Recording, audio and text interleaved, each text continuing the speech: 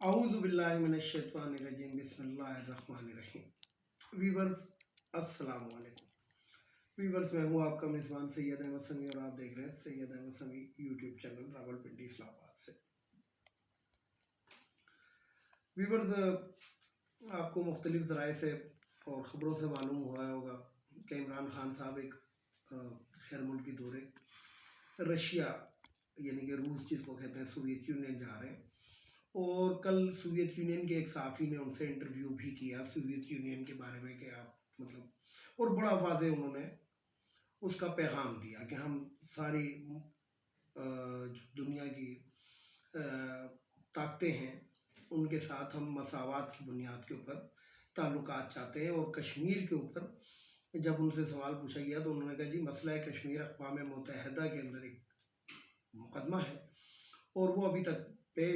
جسے کہتے ہیں کہ جو ان کی ایک انہوں نے جو وعدہ کیا اقوام متحدہ نے اس کے اندر جو بھی یعنی کہ وہ استواب رائے کا کہ کشمیری عوام کے مطابق وہاں پہ ریفرینڈم ہو استواب رائے اسی کو کہتے ہیں تو اس کے مطابق جو بھی فیصلہ ہو تو جو بھی ملک اس کے اندر ہمارا ساتھ دے گا ہم اس کو اپریشیٹ کرتے ہیں تو بہرحال یہ کوئی بات تھی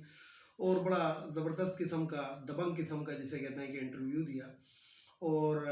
اینکر نے ان سے ایک پرسنل سوال بھی پوچھا ان کی عمر کے بارے میں کہ آپ اتنی عمر میں اتنے جوان کیوں نظر آتے ہیں تو اس کا بھی انہوں نے بڑا پیارا جواب دیا تو بہرحال ایک اچھی خبر یہ ہے کہ تقریباً 22 سال کے بعد کوئی بھی پاکستانی وزیر اعظم رشیا کا دورہ کر رہا ہے تو یہ ایک بہت ہی خوش حنن بات ہے۔ اب آتے ہیں ذرا ملکی سیاست کی جانب ملکی سیاست کے اندر یہ کہ آپ کو پتہ ہے گا کہ غبارے میں سے تو ہوا نکل گئی ہے پی ڈی ایم کے اور لیٹسٹ نیوز ہے آج کی میں ابھی خبریں دوں گا لیکن سب سے پہلے میں ایک پروگرام کا تذکرہ کرنا چاہتا ہوں کہ اسامہ غازی کا پروگرام آتا ہے ایک نیوز چینل کے اوپر تو اسامہ غازی کے پروگرام کے اندر ایک جو تھے وہ غلام مرتضیٰ صاحب تھے بیرو چیف ان کے اور تجزیہ نگار کی حیثیت سے بیٹھے ہوئے تھے اور ایک بابر ڈوگر صاحب تھے اور جو ہوسٹ کر رہے تھے اسامہ غازی صاحب کر رہے تھے تو اس کے اندر انہوں نے وہ جو پنجاب حکومت کے ایک وزیر ہے ان کو جو وزیر اطلاعات و نشریات پنجاب بھی رہ چکے ہیں تو ان کو بلایا ہوا کیا تھا ٹیلی فونک رابطہ تھا تو میں نے جو نوٹ کیا اور میں نے کیا نوٹ کیا اس کا جواب پھر ان وزیر صاحب نے بھی بڑا زبردست قسم کا دیا تو وہ بار بار یہی پوچھا جا رہا تھا ان سے ہر طرح سے یہی پوچھا جا رہا تھا کہ جناب آپ جو ہیں آپ کی پارٹی کے لوگ جو ہیں وہ کیا نون لیگ میں جا رہے ہیں یا یہ جا رہے ہیں تو انہوں نے پھر اس کا جو جواب دیا تو ایک ایسا جواب تھا کہ جو انہوں نے کہا کہ جناب آپ بلاول بھٹو سے کہیں کہ آپ پیپلز پارٹی چھوڑ رہے ہیں تو اسی طریقے سے آپ مجھ سے بھی پوچھ رہے ہیں یہ چیز تو وہ بڑے دبنگ قسم کے وزیر ہیں وزیر جیل خانہ جات بھی رہے ہیں اور وہ بھی رہے میں ان کا نام اس لیے نہیں لے رہا کہ کوڈ ہو جاتا اور کوڈ اس بات پہ ہو جائے گا کہ میں کسی کی تعریف کر رہا ہوں تو تعریف میں مطلب ویسے تو ویورز کو پتہ لگ ہی گیا ہوگا کہ میں کن کی بات کر رہا ہوں تو بات یہ ہے کہ لے دے کے یعنی کہ جتنے بھی یہ لے پالک قسم کے حالانکہ اسامہ غازی کے میں یوٹیوب چینل بھی دیکھتا رہتا ہوں لیکن میں اسامہ غازی صاحب سے میں نے ابھی ان کو کومنٹس بھی کیے ہیں ان کے چینل کے اوپر کہ اس قسم کے بیوقوف انسان کو شکل سے ہی وہ بیرو چیف نہیں لگ رہا تھا شکل سے جو لگ رہا تھا وہ کچھ اور ہی لگ رہا تھا تو اس قسم کا سوال کوئی زیب نہیں دیتا اور پھر وہی والی بات آ جائے گی فیک نیوز کی کہ آپ نے ایک چیز کی تحقیق کی نہیں ہے اور آپ بات کر رہے ہیں تو انہوں نے یہی کہا کہ جناب آپ ذرا بیرو چیف تھے تو کم از کم تحقیق تو کر لیتے اسی طریقے سے میں آپ کو بتاؤں کہ ایک نجم سیٹھی نام کا بھی ایک شخص ہے یہ نجم سیٹھی وہی ہے جو نون لیگ کا اتنا منظور نظر تھا کہ اس کو پی سی بی کا چیئرمین بنایا تھا صحافت سے پی سی بی کی چیئرمینی کا کیا تعلق ہے اور جب اس کو اخبار نویسوں نے جب اس سے بات پوچھی تھی تو یہ بھاگ گیا تھا اور یہ وہی ہے 30 پنچروں والا بے شک وہ اس کو ڈینائی کرتا رہے کچھ کرتا رہے لیکن یہ وہی شخص تھا کہ جس کو نون لیگ نے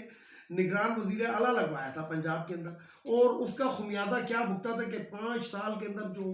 لوٹ مار پنجاب کے اندر مچی اور جو ہم اربوں خربوں ڈالر کے جو مخروض ہوئے ہیں وہ اس کے اندر اس شخص کا بھی ہوا ہے. حالانکہ میں خود سوچتا ہوں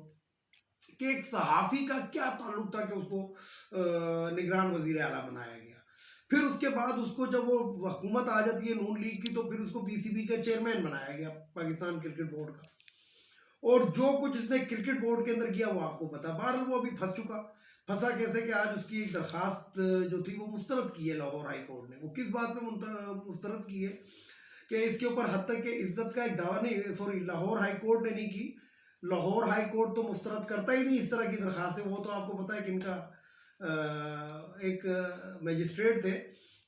ضلعی میجسٹریٹ، انہوں نے اس کی درخواست مسترد کی اور 15,000 روپے جرمانہ بھی لگایا. کس بات پہ؟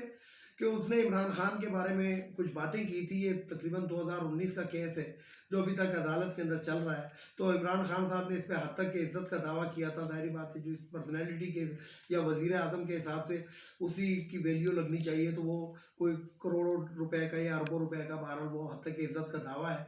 تو آج اس کے اندر اس کو 15,000 روپے کی جرمانہ صرف اس بات پہ ہوا کہ جناب ابھی یہ کیس ٹرائل چل رہا ہے اور آپ نے اس کو مسترد کرنے کی درخواست کر دی کہ جی یہ درخواست مطلب یہ کیس ختم کر دیا جائے گا. وہ تو اس بات کے اوپر اگر آپ نے کچھ کیا ہے تو آپ کو سزا ملے گی اور نہیں کیا تو آپ بری ہوں گے. تو بات یہ ہے کہ ایک قانون آیا ہے. قانون کیا آیا ہے کہ جناب جو بھی فیک نیوز پھیلائے گا، جس طریقے سے پچھلے دنوں یہ جو صحافی جس کا سیٹھی صاحب کا میں نے نام لیا تو جن کے پاس چڑیا بھی ہے، تو وہ چڑیا صاحبہ جو تھی وہ پچھلے دنوں یہ بھی بتاتی رہی ہیں کہ عمران خان میں اور خاتون اول میں علیحدگی ہو گئی ہے، یہ ہو گئی ہے، وہ ہو گئی ہے. تو ابھی بڑے اونٹ جو ہیں وہ پہاڑ کے نیچے آنے والے ہیں. بڑے بڑے اونٹ پہاڑ کے نیچے آنے والے ہیں. 5-7 دن 10 دن کی بات رہ گئی ہے، دیکھیں کیا ہوتا ہے.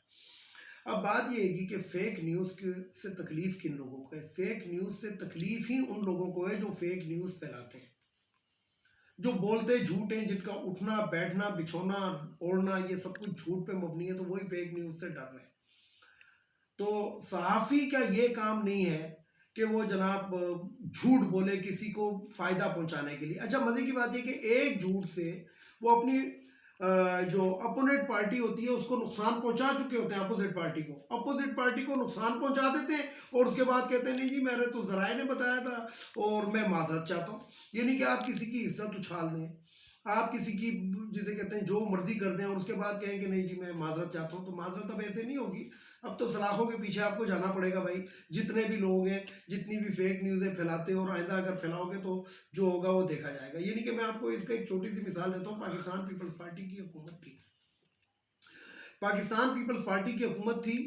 اور اس کے اندر طاہر القادری صاحب جو تھے دھرنا لے کر آئے ہوئے تھے. میں پھر کہہ رہا ہوں کہ پاکستان پیپلز پارٹی کی زرداری صاحب صدر تھے اور یہ دھرنا لے کر آگئے جناب قادری صاحب. تو قادری صاحب کے دھرنے کے اندر ایک فیک نیوز اڑا دی گئی کہ جناب صدر کو گرفتار کر لیا گیا ہے. سپریم کورٹ کے حکم سے صدر مملکت کو گرفتار کر لیا گیا ہے. یہ میں اس جگہ پہ اس دھرنے کو میں اس وقت رپورٹ کر رہا تھا اور آنن فانن کے اندر جب یہ نیوز پھیلی تو پاکستان کا جو اسٹاک ایکسچینج تھا وہ منہ کے بل گرا تھا. آنن فانن میں اربوں روپے کا اربوں ڈالر کا پاکستان کو 1-1.5 گھنٹے کے اندر نقصان ہوا تھا. کیونکہ افتخار چودھری وہ خط وقت کا جو چکر تھا کہ خط لکھو، مطلب جو افتخار چودھری کی جو عدالت تھی تو یہ ان دنوں کی بات ہے. تو اسی طریقے سے فیک نیوز آپ جب کسی کے بارے میں دیتے ہیں تو اس شخص کو کتنی مطلب اس کی ایک پی آر ہے کہ وہ خراب ہوتی ہے، سب کچھ ہو جاتا ہے، وہ ادھر جناب جسٹیفیکیشن دیتا رہتا ہے اور اس کے بعد آپ معذرت کر لیتے ہیں. لیکن بہرحال something wrong in the bottom والا لفظ ایک آ جاتا ہے انگریز کا کہ اس کا مطلب ہے کہ لوگوں کے ذہن میں یہ آتا ہے کہ نہیں یار تلی میں کچھ گن تھا جس کی وجہ سے یہ ہوا. تو بہرحال اب فیک نیوز کے اوپر تکلیف بھی انہی لوگوں کو ہے جو یہ فیک نیوزیں پھیلاتے تھے. زرداری اور مولانا صاحب کی ملاقات ہو رہی ہے جناب لاہور کے اندر اور آخری اطلاعات تک میں آپ کو بتا دوں کہ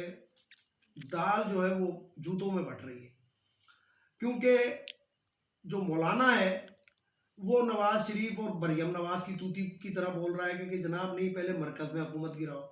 اور زرداری صاحب اور شہباز شریف کہتا ہے کہ پہلے پنجاب کی حکومت گراؤ. حکومت تو خیر دونوں نہیں گرنی، لیکن یہ دو حصوں میں بٹ چکے ہیں. جہانگیر ترین جو ہیں، جن کے بارے کے اندر ایک ڈس انفارمیشن پھیلائی جا رہی تھی، تو بہرحال وہ بڑے انتظار بھی کرتے رہے کہ شاید میرا بلاوا آ جائے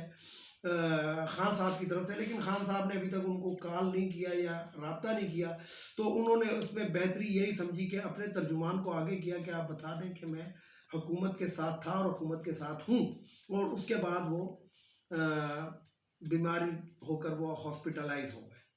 اور باقاعدہ ان کے ڈاکٹر نے بھی ایڈوائز کر دیا کہ آپ نے 10 سے 15 دن آپ آرام کریں. جس طرح شہباز شریف بھی ہاسپٹلائز ہو جاتا ہے، کبھی باتھ روم میں گرتا ہے، کبھی سیڑھی سے گرتا ہے، کبھی کمر کے مورا کھسک جاتا ہے، کبھی اس کو کورونے کا ڈر ہو جاتا ہے. تو وہ جب اس نے یعنی کہ ڈائیو کرنی ہوتی ہے تو یہی طریقہ ہوتا ہے کہ مطلب وہ جو تھے بھیڑ سے جہانگیر ترین صاحب علیحدہ ہو گئے، کیونکہ ان کے بارے میں بڑی فیک نیوز پھیلائی جا رہی تھی، اور عمران خان کے اور ان کے درمیان مزید فاصلے پیدا کرنے کی کوشش کی جا رہی تھی. تو اس لیے وہ ہاسپٹلائز ہو گئے. اور اب جو پی ڈی ایم کی حالت ہے وہ اس طرح کی ہے گی کہ اب وہ آرمی کے اوپر، یا میں تو نام لے رہا ہوں کہ آرمی کے اوپر اب وہ الزام لگا رہے ہیں کہ جناب فون آ رہے تھے، یہ آ رہے تھے. تو میں لعنت بھیجتا ہوں، اور ان لوگوں کے اوپر بھی لعنت بھیجتا ہوں کہ جو ایسی نیوز پھیلاتے ہیں. اور میں ان وزراء کو، ارکان پارلیمنٹ کو، ارکان صوبائی اسمبلی کو میں انسان کا بچہ ہی نہیں سمجھتا کہ جو کسی کے فون کے اوپر اپنی وفاداری تبدیل کرتے ہیں. ویڈیو کو لائک کریں، شیئر کریں، سبسکرائب کریں، بیل آئیکن کے بٹن کو ضرور دبائیں تاکہ میری نیکسٹ ویڈیو آپ کو مل سکے. اس کے ساتھ ہی اجازت چاہوں گا. اجازت چاہنے سے پہلے میرے روایتی جملے کہ ان اخوانیوں کو ہمارے ملک سے چلا جانا چاہیے. ایک جو خواتین کی مخصوص نشستیں قومی اسمبلی، صوبائی اسمبلی، سینٹ، یہ ختم ہونی چاہیے. تیسرے نمبر پہ جو بھگوڑا لندن میں بیٹھا ہے اس کو واپس آنا چاہیے. اور سب سے آخر میں جسٹس قاضی فائزی صاحب. پھر میں تمہیں بتا رہا ہوں، تمہیں میں روزانہ اپنی ویڈیو کے اندر عوام کے اندر سے تمہارا نام بھولنے نہیں دوں گا. تم نے کرپشن کیے، آ کے اس کا منی ٹریل دو. اور معزز عدلیہ کا کام ہے،